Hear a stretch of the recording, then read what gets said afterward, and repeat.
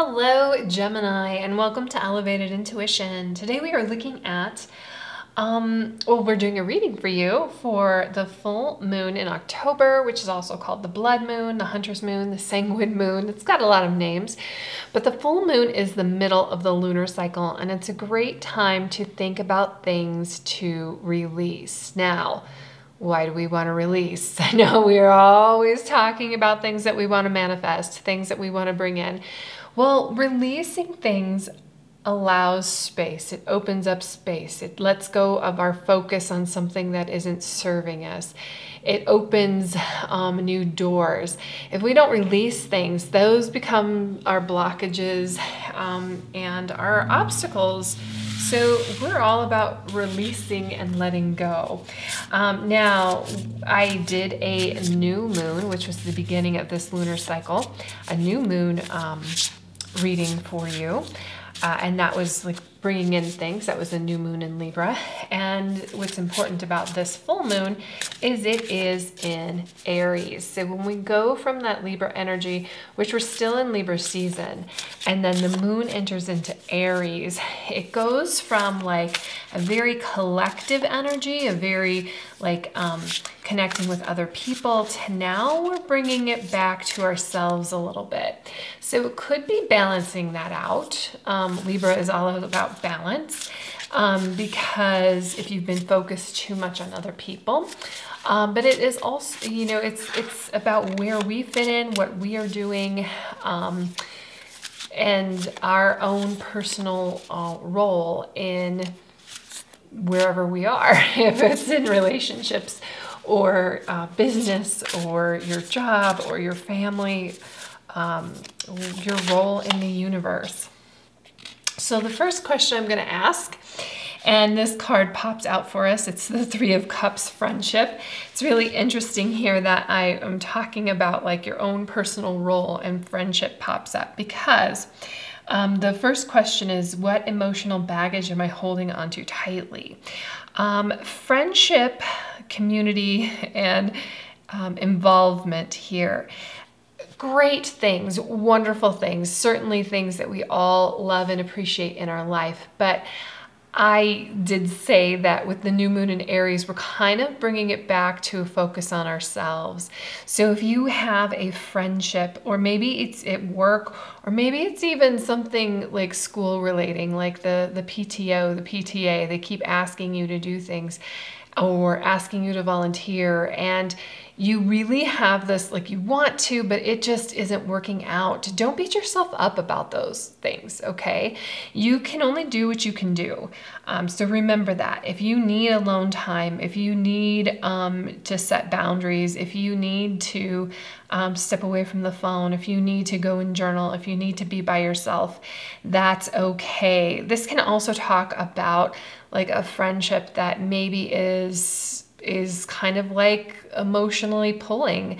At some point, you know, you can't be responsible for everybody else and everything else that they're doing. You can only be responsible for yourself.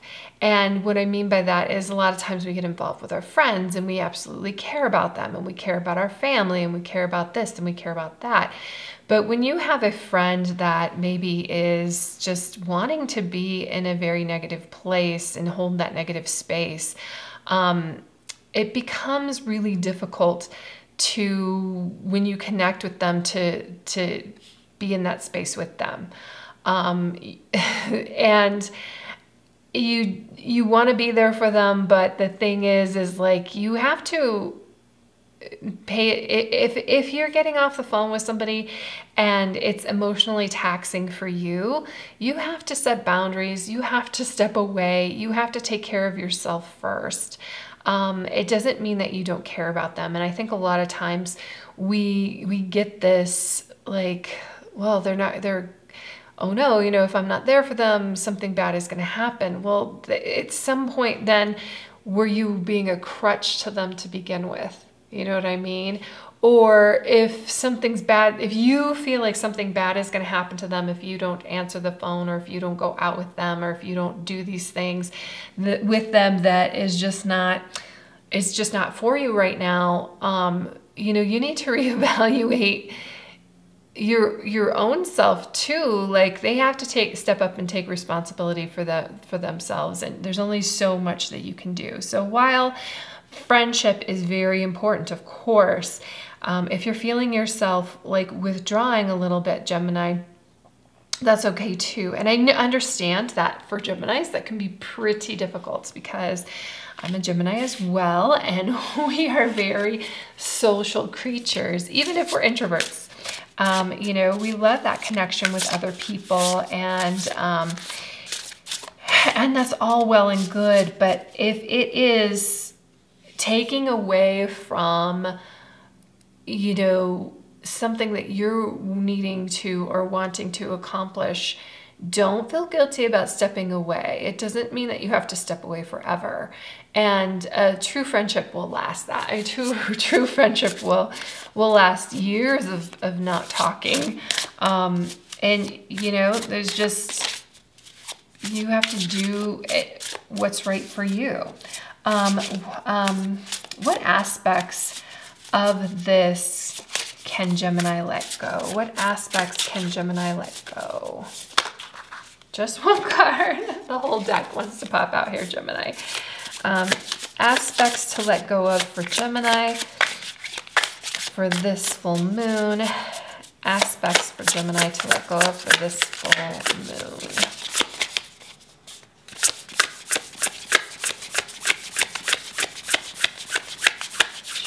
Let go of this full moon. Okay, we'll go ahead and take both of these. The Sun and the Universe reversed. Interesting. Okay, so the Sun is about just joy and happiness and harmony and everything flowing together. And I feel like, you know, when you might be stepping away from a friendship, there is this idea that, you know, we can't go it alone. We're not here to be alone, and that's okay too. But that if you step away, you are like pulling away that warmth for some reason. I really feel like this is a good time for you to connect with yourself, because we also have decadence, stagnation, and regress over here with the Universe reversed. So the Universe reversed, Universe is a card that is specific to this deck. This is the 5 Cent Tarot. And just look at it upright for a second. I just feel like upright, this is perfect, right? This is everything. This is infinite possibilities. This is evolution. This is everything that you could ever want or ever dream of.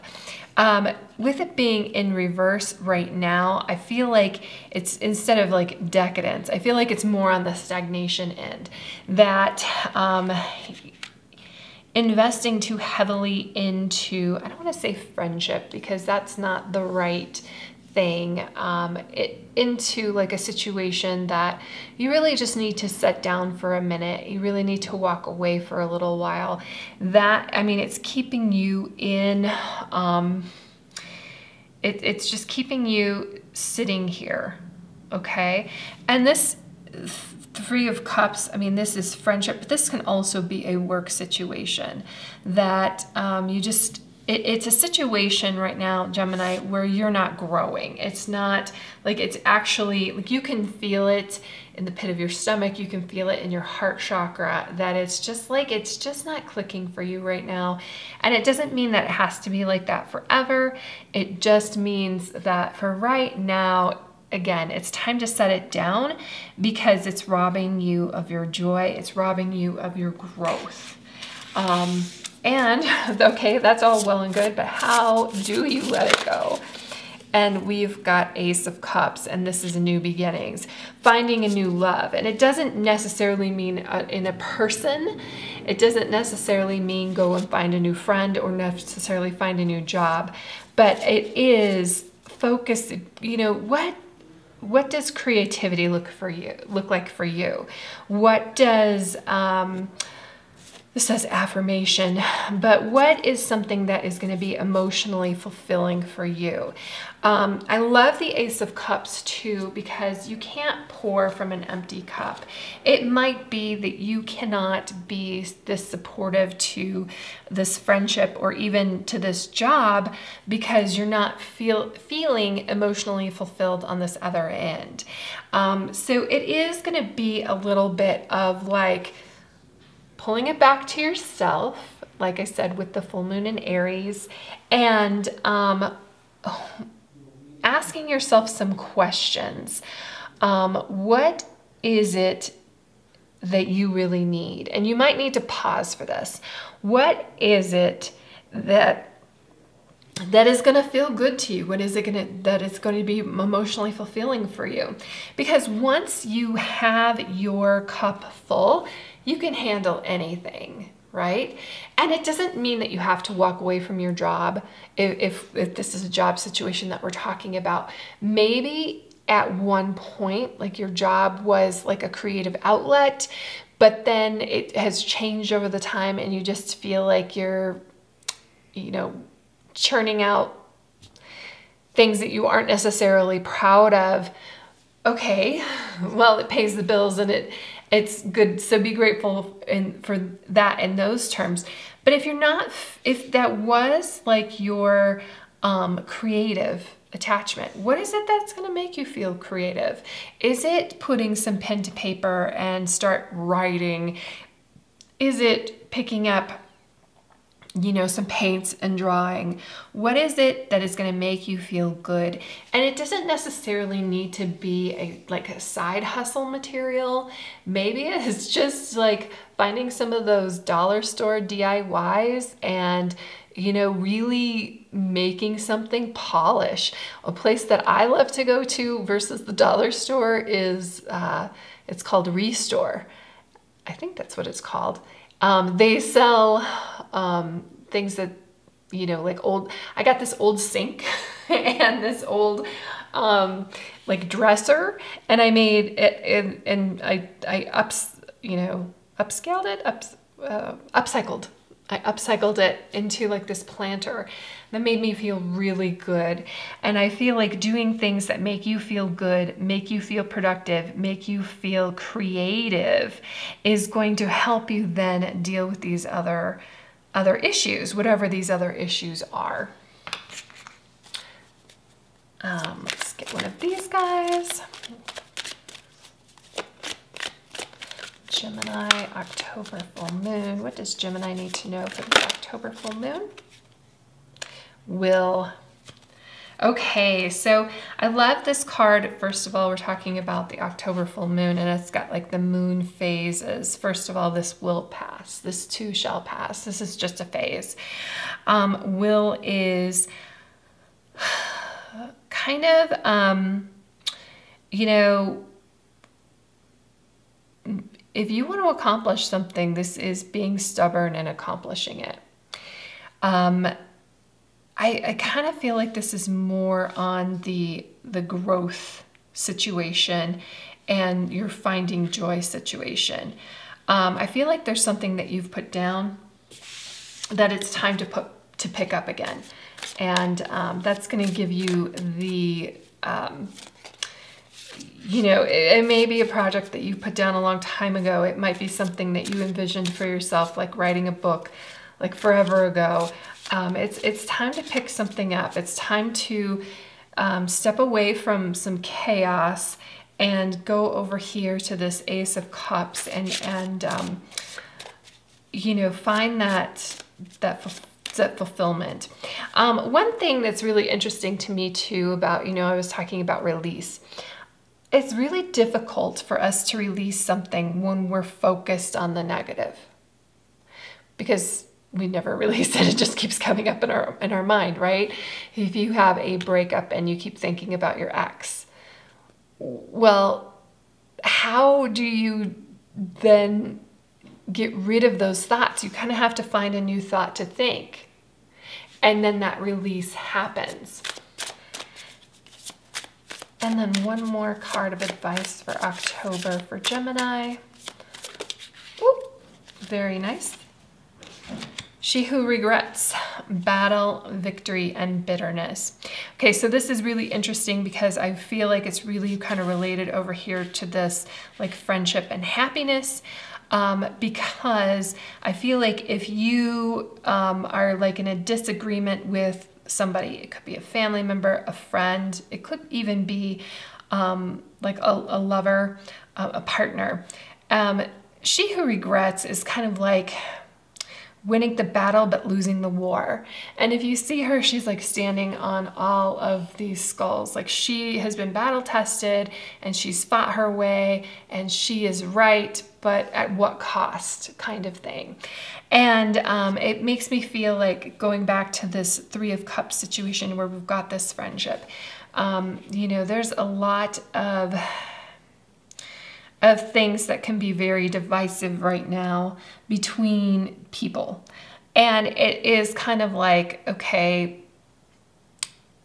maybe you're not going to change your friend's mind, and maybe they're not going to change yours. But it's not worth it right now.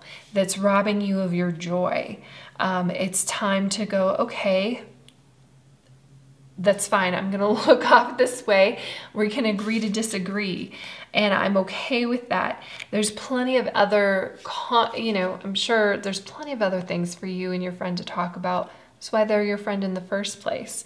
Or you just step away for a little bit, and that's okay until, this too shall pass. But we don't want to live with regret. And we don't want to feel like we're in a battle every time and all the time. And actually, this time of year is a great time for finding peace and finding stillness, finding some calm. Right now also is a great time for reflection.